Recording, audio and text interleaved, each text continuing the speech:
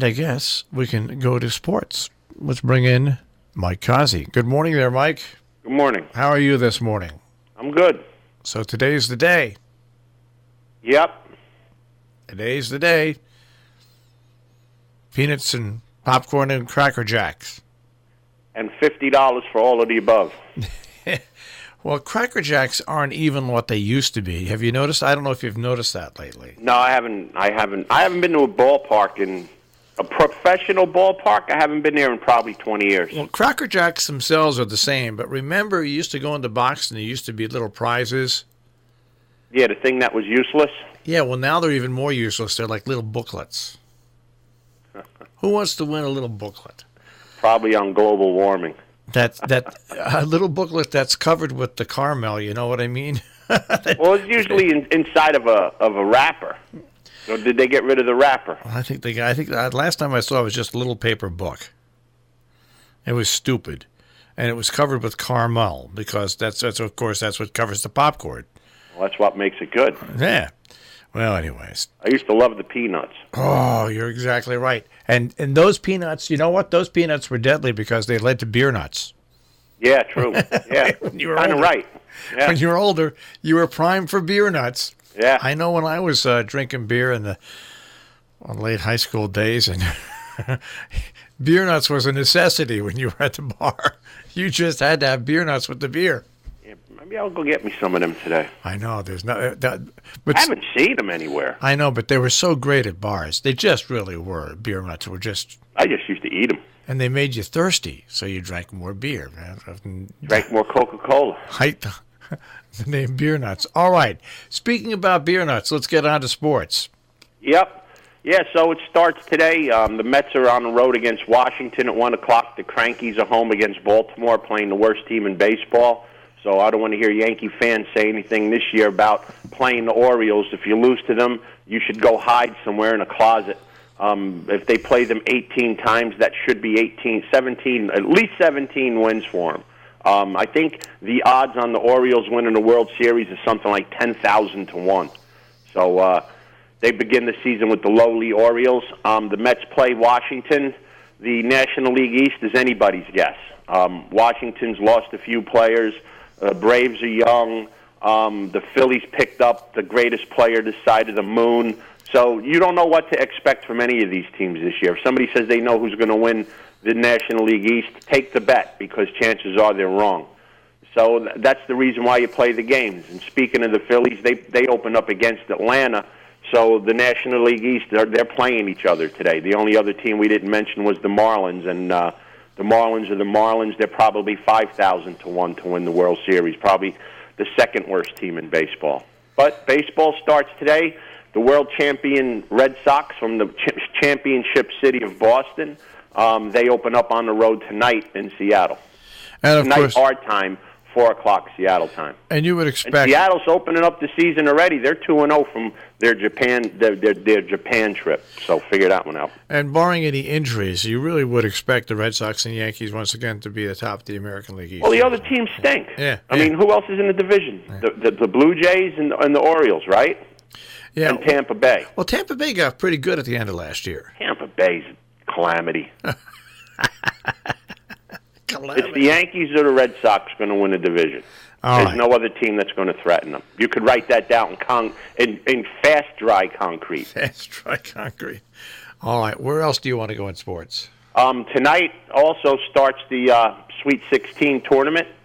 A lot of people are going to be focused on that. Baseball locally will be over, and Met fans and Yankee fans will be all primed up.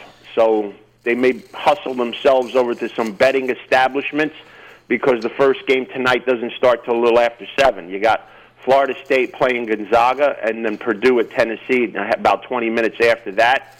And then the late games are going to be Well, I'm looking at the wrong one. No, they got it wrong. No, they got it right. Texas Tech is playing Michigan, and Oregon's playing Virginia. So those are your games today. Tomorrow night, Duke and Carolina and Kentucky get back on the court, and still not a lot of information about P.J. Washington as to if he's playing tomorrow night for Kentucky.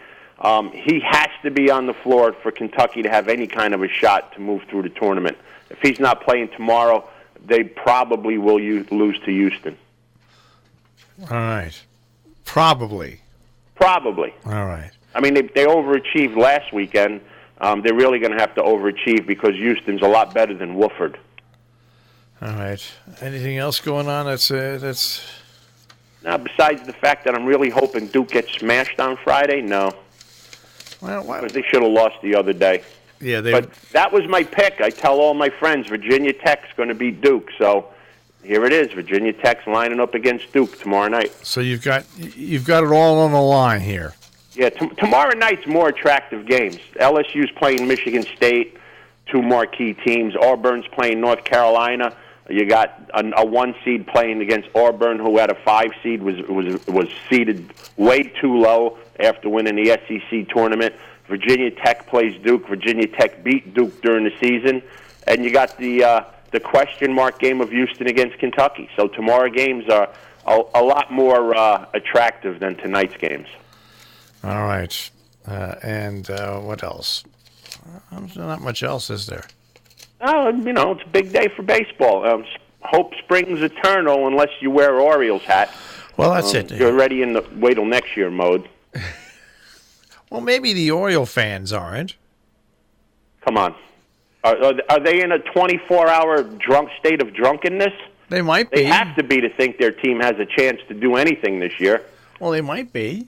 Well, I got the number, 1-800-ALCOHOL. Call it up fast. You need help. Feel sorry for Orioles fans. Well, sometimes... Put it this way. Orioles fans right now are in worse shape than Giant, Jet, and who else is there? There's got to be another. Ranger fans. The Orioles are in worse shape than those 3 teams. I don't know. I think Giant fans... how could I forget? The Knicks. Yeah, I was going to say Giants and Knicks fans have absolutely no hope for... Giants fans have no hope for next year. And it's not even baseball season. Neither do the Jets. Well, I think the Jets have a better chance. They picked up better players. What's the name of the team? The Jets, you're right. There you go. That's it. That's all you have to know.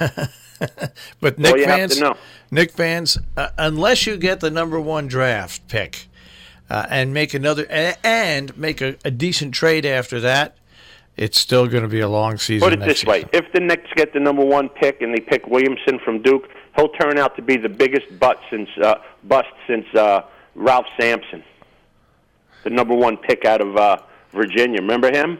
I remember Ralph Sampson. Turned out to be a nothing. But thank God they picked, when they did, what's his name? Patrick Ewing, because if they didn't pick Patrick Ewing, we'd be looking at like a 50-year abyss. I mean, at least he gave them great years. Respectability. That's exactly right. He gave them great years. Okay. Imagine without Patrick Ewing, really, it would be horrible. It would be absolutely horrible. Yep. It's bad now. Just imagine how bad it would have been. Oof.